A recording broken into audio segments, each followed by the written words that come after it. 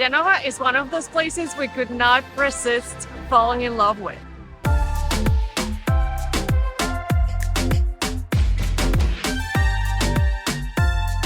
It doesn't overwhelm you with a bunch of iconic things to do, but as a local Genoan described to the New York Times, the city invites, in fact, it requires you to have your own experience. And that's exactly what we're doing today, and we're taking you with us. Welcome to Genova, guys.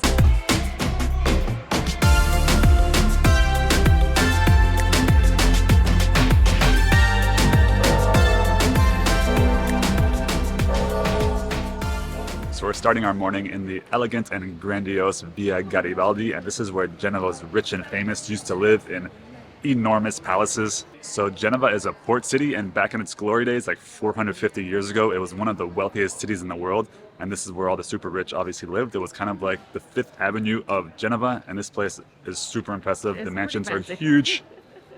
It's overwhelming, and what's kind of cool is like they're very close to each other, so like you have to look up to take it all in. Pretty cool.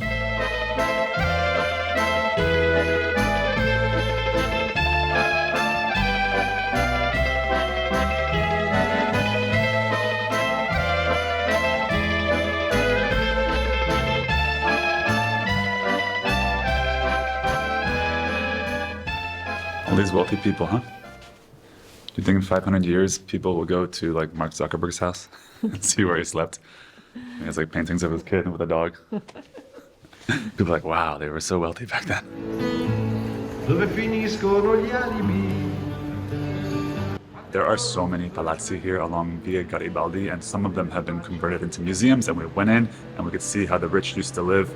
They were not super modest, let's just say that. That's pretty cool. They also have tons of famous like paintings or paintings from famous painters, but also there's so many of them that some of them have just been turned into shops. Like this is a Deutsche Bank behind me in an old palazzo, and then there's bars and palazzos. There's just so many that it just turns into like everyday businesses. It's pretty cool to see. But now we're on the hunt for something a little bit different. A treat of sorts.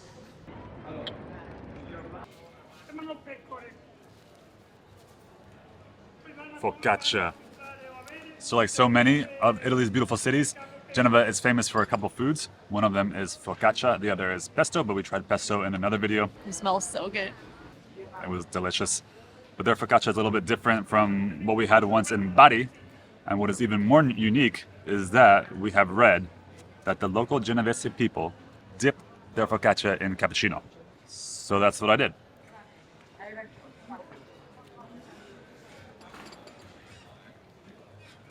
Verdict.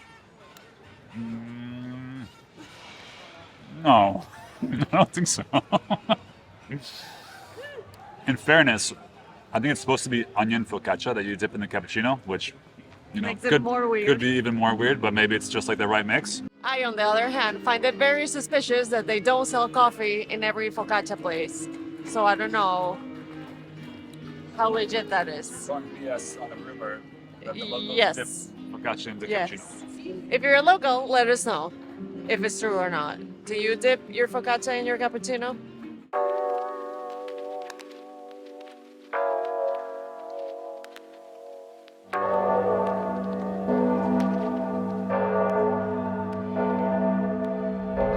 So what you see behind me is probably the most famous site in all of Genova, and I don't know much about architecture, but people that do say that this cathedral is as ornate and beautiful as the cathedral or the Duomo in Florence, but this one gets far fewer visitors.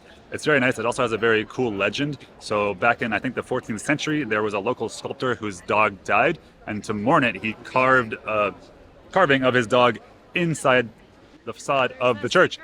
And if you find it, then you'll be in love forever, and if you don't find it, you'll be single forever. We got to find the dog. Actually, we already found it. But now we're going to pretend to look for it. But we're not going to tell you where in the church is, so when you come here, you find it yourself. Very cute. I feel lucky now. This above me is where we had the most life-changing pesto of our lives. And I'm saying this because in the description, there's going to be 2 PDFs. One is free that includes everything we did in the video. And the other one is a paid version that has best places to eat, things to do, travel tips if you're visiting Genova. So make sure to check the description.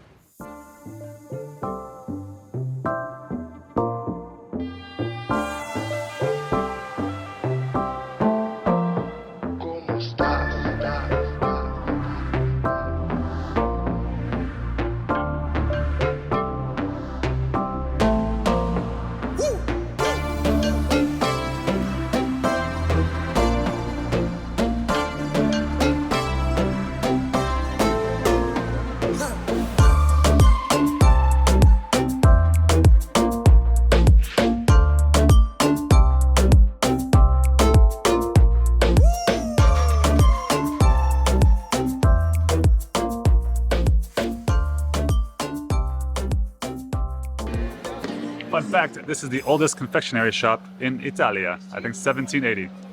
Gummies, chocolate. 250-year-old gummy.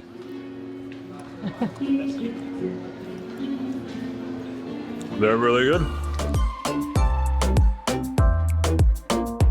Right now we're walking through Genoa's famous alleyways, and these are called Carugi or Carugi in Italian. I'm not really sure how to pronounce it, but it's really cool to walk around this area because it's just a bunch of old shops and new shops, and now you can see restaurants and bars and fruit shops. It's really cool, right? Yeah, it's really nice. So like when you enter the Centro Storico from the old port, there's just this whole like labyrinth of these carugi or carugis, and you can get lost for hours, and it just feels like, I don't know, a very authentic part of the city. Yeah. It's a little bit less polished than other cities we've visited Yeah, here in Italy, but yeah. not in a bad way at all. It's just, Yeah, it feels there's cool. it's a very interesting contrast throughout the whole city, right? Like all of a sudden you're here and it's all like graffiti and it's a little bit less polished, but then you go through these grand squares and, Yeah, and these giant avenues. mansions. Yeah, we'll keep showing you around.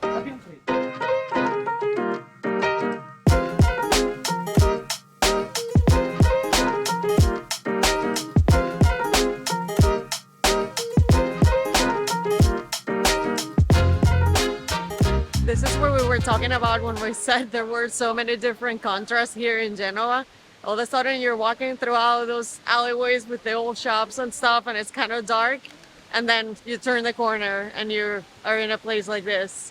It's so grand. You can really tell that this was once a very wealthy city. This is beautiful, and it seems like it connects other parts of the city too. So there's like this big fountain with a bunch of like 3 or 4 big avenues that go to different parts of the city, and it's really, really beautiful here.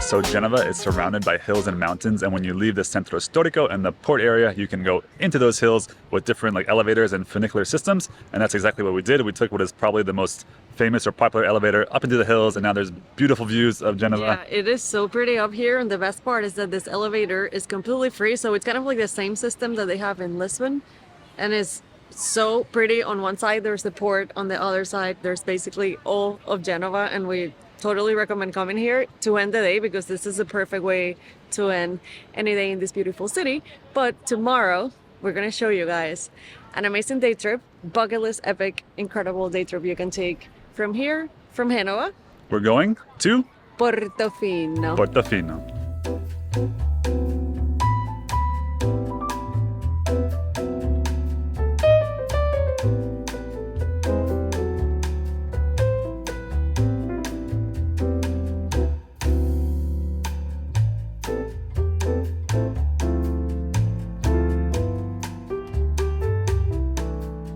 Guys, we made it to probably the most iconic spot in the Italian Riviera, and this place really lives up to the hype. It's so pretty, this marina area surrounded by all these colorful buildings, and there's a ton of energy. This is probably the most popular day trip, I guess, from Hanover, right? Yeah, From it's pretty Genoa? accessible. It was just like 50 minutes by the train and a short bus ride. Yes. And now we're here. Also, it's definitely as fancy as they say. Like there's a Louis Vuitton and Dolce & Gabbana cafe. Yeah. So I'm just very happy that I wore my fancy shirt today. Feel pretty good. Everyone's got their Riviera vibes. I joined the party. Yeah, for sure.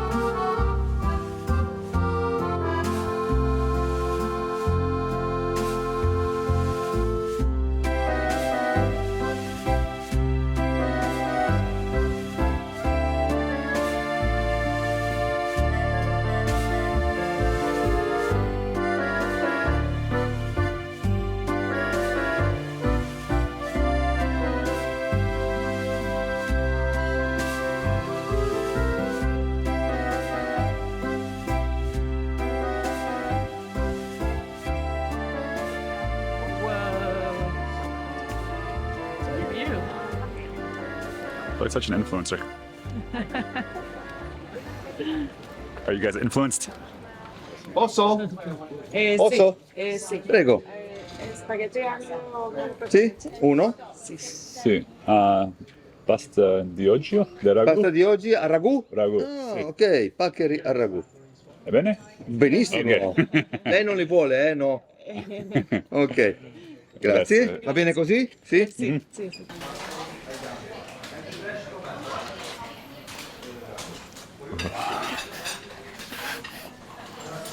So we stepped away from the marina area because we were looking for a place to eat. And surprisingly, all of the places in the marina had really bad reviews. And that has happened in a lot of the touristy places that we have been so far in Italy. So, our advice. If you care about your food, check the reviews. You usually have to step away from the main square. But if you don't care and you just want to enjoy the view, then just eat there. It's fine. Like the views are great, but this place looks awesome. The guy's really nice. I'm really hungry.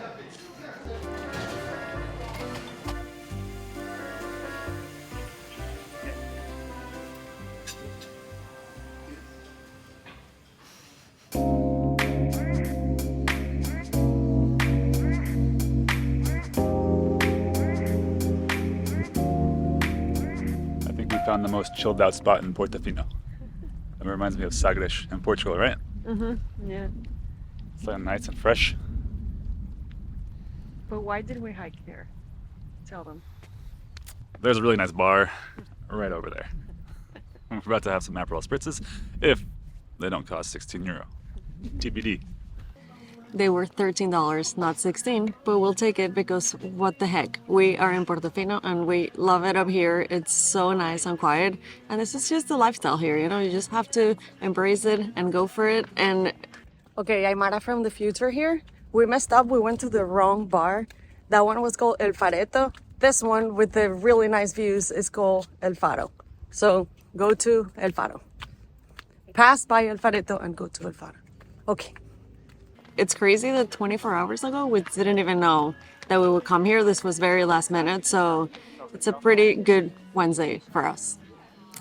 Remember, there's a PDF in the description that you guys can download for free, and a paid one if you're coming to this area is very useful. And thank you so much for watching. We will see you in the next video. If you're coming to this part of Italy, make sure to check out the video that I'm going to put right here. Thanks for watching. Bye. Cheers.